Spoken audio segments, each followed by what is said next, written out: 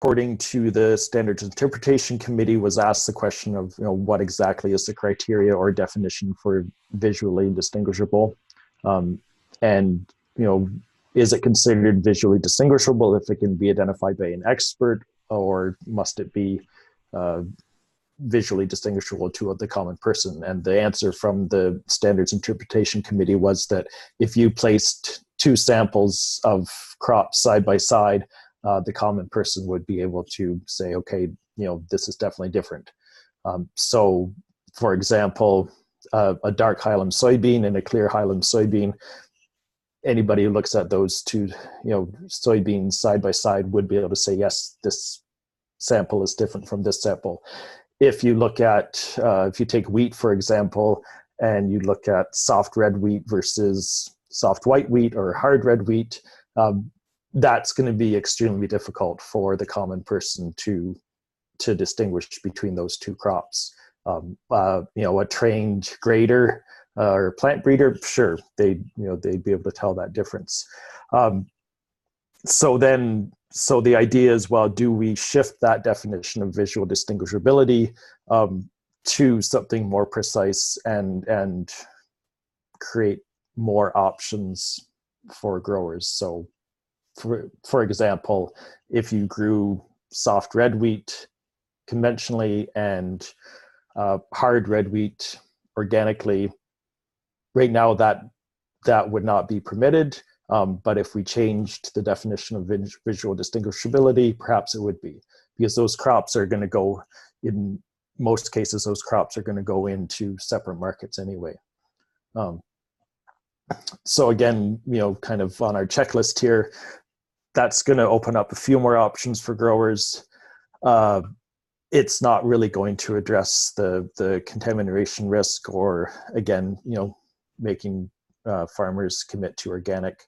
And it's a question mark of whether, how effectively that would be able to address the fraud risk, and that would really come down to exactly where they drew the line on distinguishability. We can flip forward to the, skip one there. So the other solution that's actually come up at the working group is the idea that you allow parallel production during transition only. So a farmer who had land in transition the last 24 months of transition, meaning that the crop was being managed without any prohibited inputs, then they could do parallel production for that time period. Again, that would provide a little bit more flexibility in terms of the crop choices and rotation. If those fields are all under organic management, but just some are still in transition, well, then obviously you're not going to have prohibited inputs on the farm, so you're going to eliminate that risk. If all your land is in transition to organic, well, then you've obviously made that commitment to full transition. But again, you're still running into the potential for the idea of topping up the organic supply with crop that isn't necessarily organic. So I think that fraud risk is going to be there no matter what. But as Joel has already mentioned, and Andrew kind of gave some great examples too, is if you've brought everything into a single legal entity, at least you've got that increased level of oversight and accountability.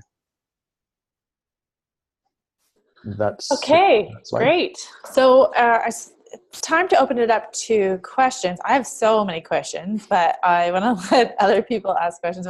But before maybe we get started, I do want to point out that there does seem to be, we have an Ontario panel, and Allison, so someone mentioned to me that maybe our panel was a bit skewed towards changing things. And so it was really great to have Allison join us. But I'm curious if anyone has any thoughts on why there's this sort of regional difference about on crops and where people stand on the parallel production question. And maybe it's not a regional difference. Maybe it's just the people who are on the panel. But can anyone think of why there might be differences between regions in Canada, especially the prairies where grains are so, grown in such big quantities? Any theories? I guess I would speculate that on the prairies, you're dealing with a lot larger acreages. You're also dealing with a greater number of crop choices. As I pointed out previously, in Ontario, you have corn, wheat, and soybeans, and potentially other small grains like oats and barley. But it's a lot. It's marketing those crops is a lot more challenging. Storing those crops is more challenging. If you wanted to diversify even further into niche crops, well, then you're looking at a management risk. You're looking at perhaps having to invest in different equipment. Which Allison, made an excellent point in terms of, that can have a lot of benefits, both, from the perspective of the organic principles and the perspective of profitability and, value added. The question is whether producers in transition are in a position to take on those risks. And I think Joel kind of touched on that as well. And I'm just speculating here, but maybe it has to do with land value too. If our mortgages are higher, I don't know if that's true, but maybe there's per acre, per hectare, higher cost here. Allison, do you want to speak to that at all? Actually don't know how much per acre Ontario land is. I know in Saskatchewan it varies greatly depending on what region you're in. I know our land is not worth quite as much land further north or around some of the more populated areas. So it's definitely an increased risk if your mortgages are higher. Absolutely. I think something that we should start considering is maybe doing more research and more looking into other crop types that work in the different regions. I know there's been a lot of research in the prairies. There's a participatory plant breeding program and everything out here where we're looking at developing varieties that are specifically geared towards organic production. Maybe investing more resources into doing that in other regions might be another solution to help transitioning farmers. And OCO is actually trying to join the Prairie Organic Development Fund that is actually applying for another set of funding for the next 3 years to do that kind of work, research and extension, etc. But yes, our main issue here in Ontario is that we are limited in terms of funding for that sort of thing. But I do think that there is some value to that for sure. Okay, so I want to open it up. There is a question here from Jérôme Antoine Brunel. Jérôme Antoine, do you want to ask the question yourself? Are you there? Let's see if I can offer him. I think I'm unmuting you. Here, 1514. Yeah, okay. Yeah, there we go. I was told I had been unmuted. Can you hear me? Yeah, we can hear you. Okay, thanks. Hi, everybody.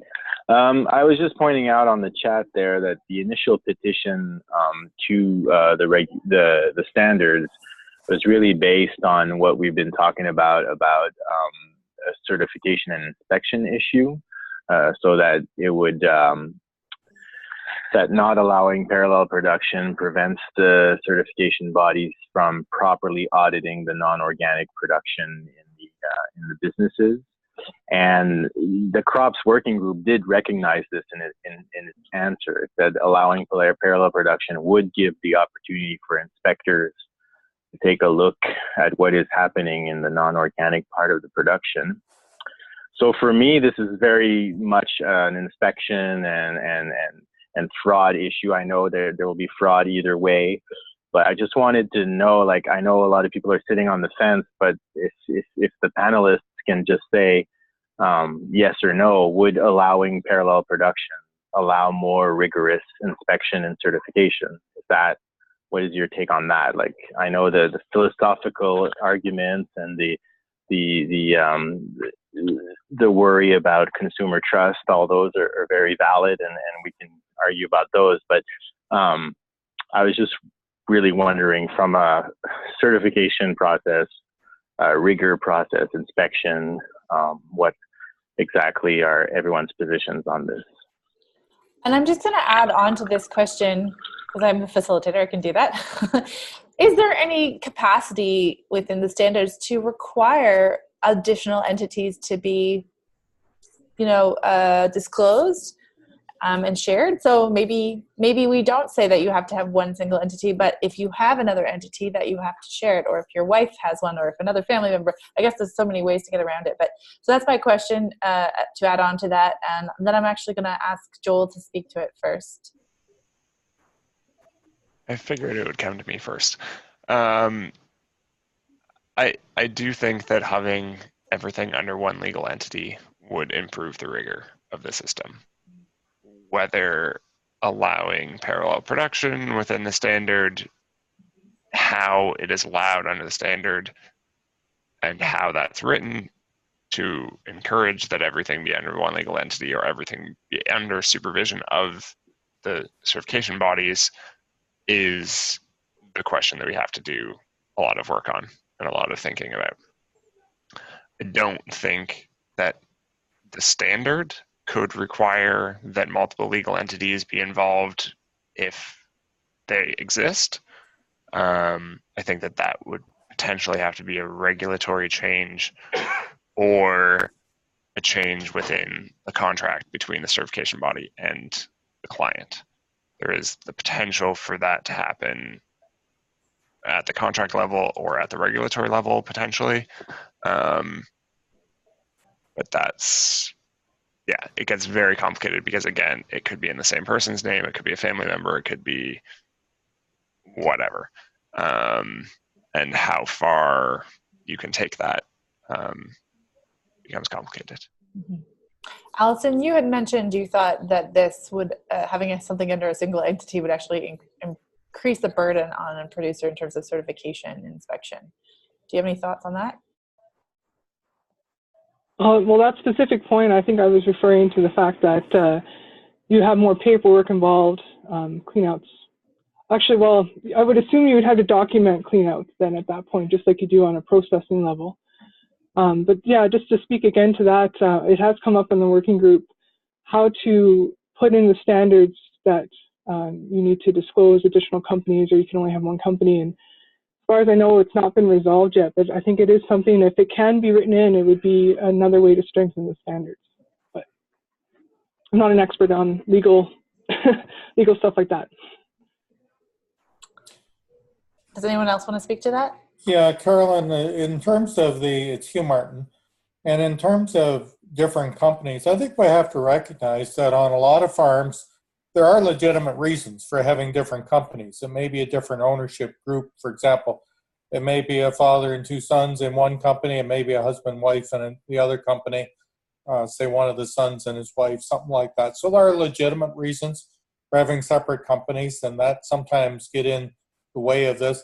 As the inspector, I quite often ask who the other companies are, because it usually comes up that there are other companies involved, either one owning the equipment and the other one that's managing the land or whatever. And there's a lot of legitimate reasons on that. Potentially, we could require some visibility to these other companies through contracts or standards, but to me, that's going to be very difficult to do.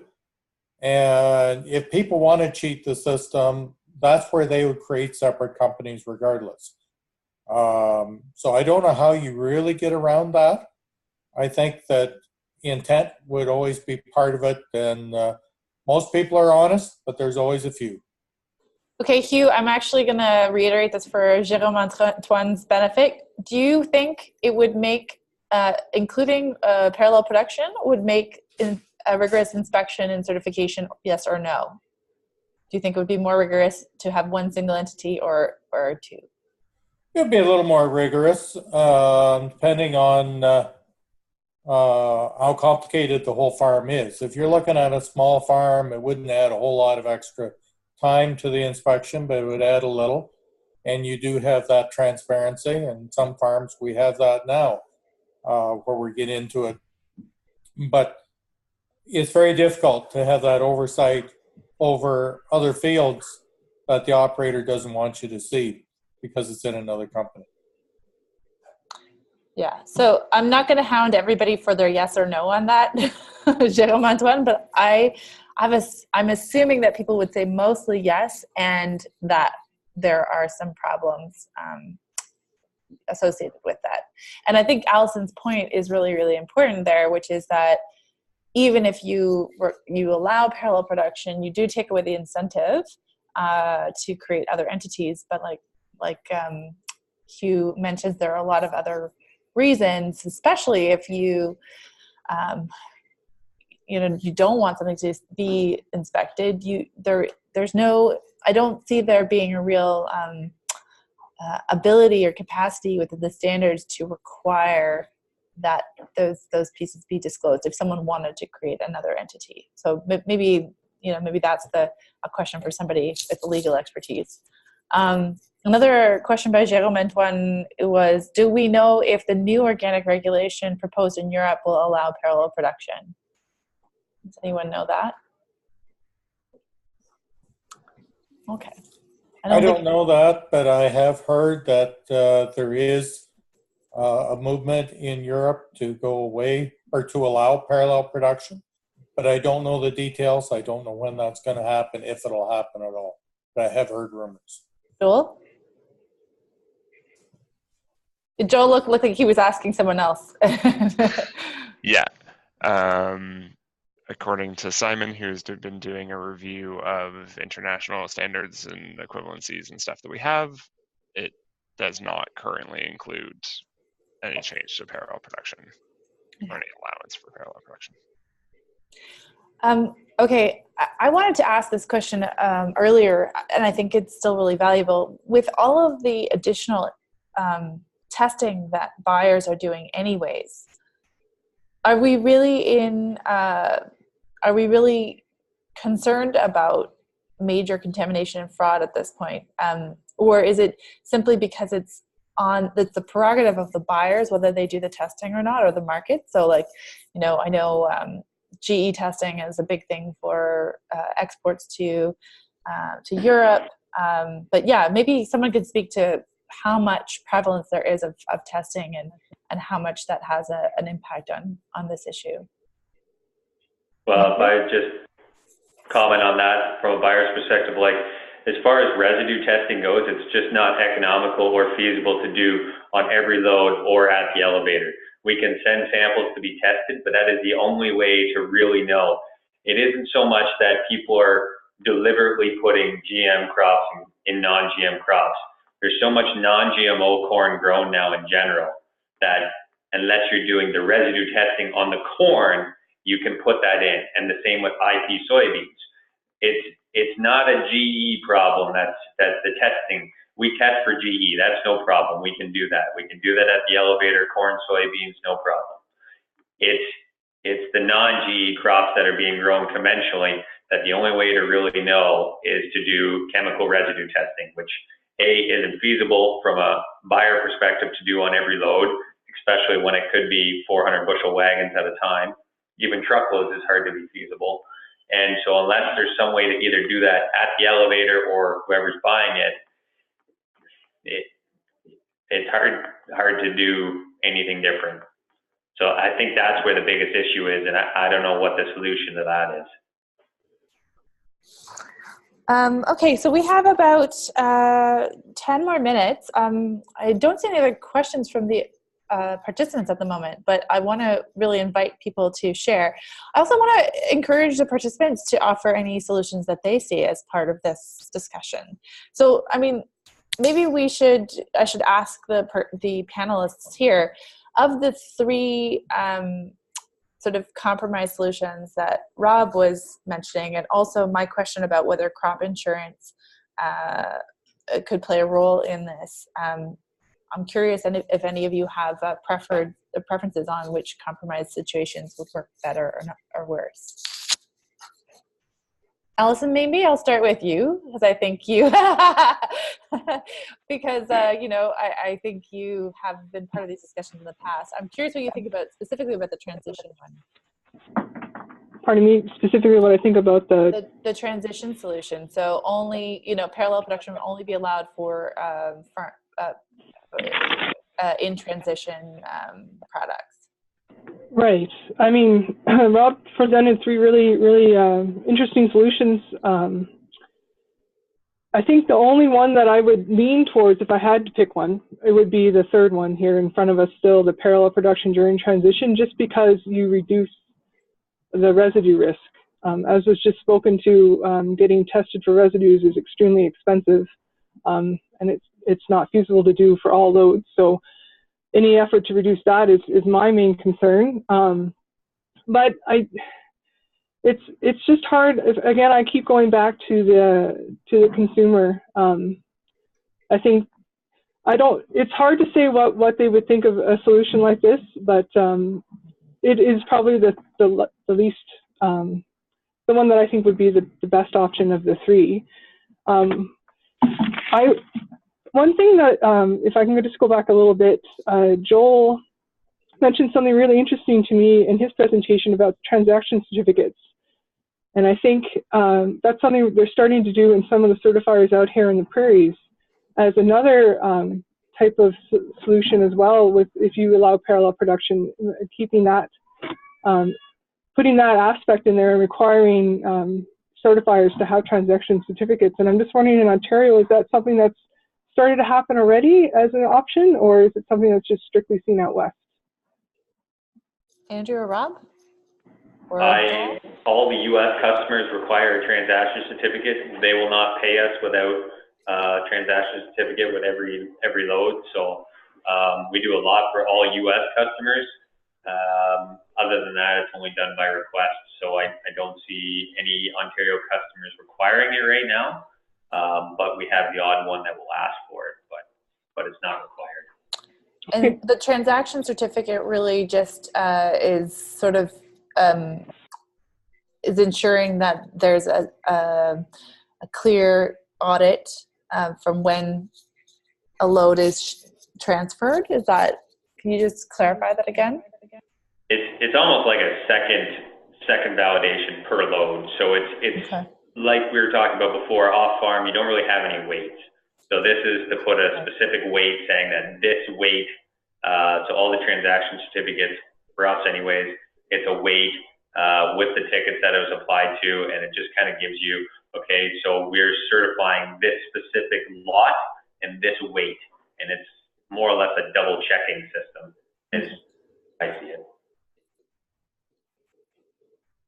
Rob, is there any interest from some of the buyers in Ontario to have that kind of oversight? Not that I'm aware of, but Andrew would probably have a better sense in terms of end users. But I mean, as far as farmers delivering crop into buyers, that's that doesn't happen. Transaction certificates aren't used at all, as far as I'm aware of. I've never seen an example of that. One company I've seen it with more than other is CSI. We have some organic growers with CSI that will send us transaction certificates with the load, and I'm not sure if CSI audits those afterwards or not, but there's a couple certified only with CSI have I seen transaction certificates on a producer side. And yeah, so I did want to go back to this question of yields and sort of trying to audit yields and how crop insurance could or could not play a role there, and maybe even a role in the transition piece. I still don't really have my mind wrapped around how that could happen, but I'm wondering if there any thoughts from anyone here. So I can touch a little bit on transaction certificates and then the tying in with the yields. So we have introduced transaction certificates for producers on the prairies. We've talked about introducing them across Canada for grain transactions as well, and it's likely something that we'll be going towards. But yeah, so really, between handlers or processors, transaction certificates are a cut and dry. You received X amount, you're shipping out X amount. Transaction certificates work well.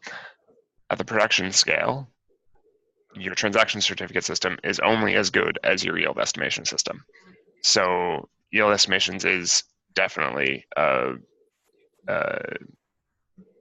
it's a requirement within the certification system already, and it's a point where we could really where the rigor of the system relies to a great degree on yield estimations. I think as certifiers, we would all love to have access to any data we could get from crop insurance or wherever to use for that comparison. But the legalities of trying to get that information shared would be complicated. I think it would be something that any certifier would be happy to work towards trying to get it. But yeah, that's interesting. Yeah, we get it in an aggregate, and I think Agricor here in Ontario is working towards sharing more information rather than less. We have at OCO, we're working on a data strategy in general, and so this is an important piece here with the data on yields, regional yields. But the part of the problem in Ontario is that there are so few producers that you don't really get regional yields per se. Only in counties where there are enough growers can you get those regional yields. And I suspect Agricor would not share directly with certifying bodies to the specific farm yields. That would have to require a special contract or opt-in from the producer, I bet.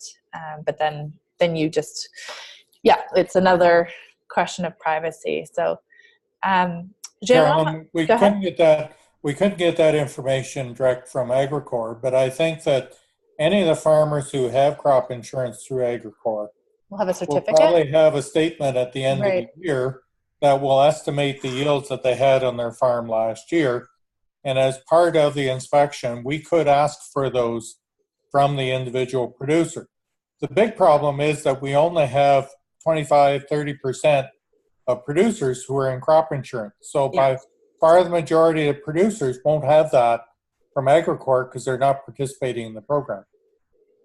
Right, which is a whole other discussion about why or who is participating and why, and are they declaring whether they're organic or in transition, and all that sort of thing, and how can we make those programs more beneficial and more popular. So Jérôme Antoine also asked if there was an overview of transaction certificates. Is there some way that he can find out, or anyone who's interested can find out more about that? Okay, maybe we'll follow up with you, Jérôme Antoine. Okay, so I'm not seeing any other questions at the moment, and it's time to wrap up. Do panelists have any final thoughts or comments that they want to make at this time? Well, I guess at this point, I would just say that it's been an interesting discussion, and the technical committee and the working group are always interested in comments on how do we move forward on this? What is the best way for Canada Organics to move forward on this? And thanks for the discussion. Thanks, Hugh. Anyone else? Carolyn, do you have on your website the link to the blog, the OFC blog, so that people can make their comments? Because that's a good point. Yeah, I think that would be a really great venue for people to put down their point of view and make suggestions. Oh, Rob did it already, so there you go. Okay. Yeah, okay. So anyone who wants it, so Rob has just shared the link to the OFC blog about parallel production. There's comments being accepted there. We'll also be sharing it when we share this webinar recording, and hopefully get more people to comment. Because it certainly sounds like there's a lot of pros and cons on both sides, and need some out-of-the-box thinking for how to solve this issue. I want to thank all of our panelists, and I also want to say, so thank you so much. This has been a great discussion, and I'm sure it will continue.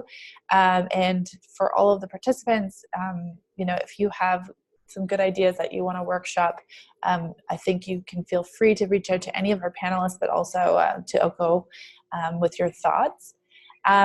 We will be circulating just a follow-up.